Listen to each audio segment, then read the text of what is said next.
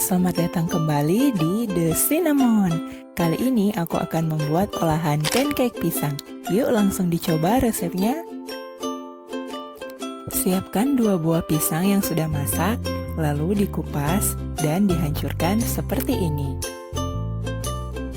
Lalu tambahkan 1 butir telur dan aduk hingga rata.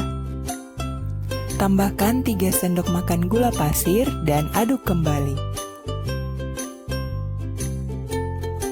Kemudian masukkan 125 gram tepung terigu protein sedang.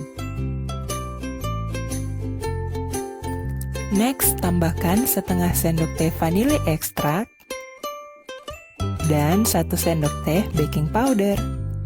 Lalu aduk semuanya hingga rata. Jika sudah rata, tambahkan 125 ml susu cair dan aduk lagi hingga semua tercampur merata ya. Next, terakhir masukkan 30 gram margarin cair. Dan aduk lagi hingga semua merata seperti ini.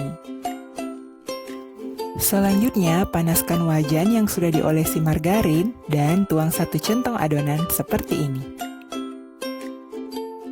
Nah, jika adonannya sudah bergelembung seperti ini, itu tandanya adonan siap untuk dibalik. Lalu diamkan sebentar sampai adonan matang dan angkat. Ulangi prosesnya sampai adonan habis ya. Nah, ini dia pancake pisang sudah jadi. Kalian bisa tambahkan sirup maple atau topping lain sesuai selera ya. Tapi ini yang aku buat adalah versi originalnya. Nah, ini aku sudah coba potong 1 ya. Hasilnya itu bagus banget, warnanya cerah, teksturnya lembut, nggak bantet, dan yang pasti rasanya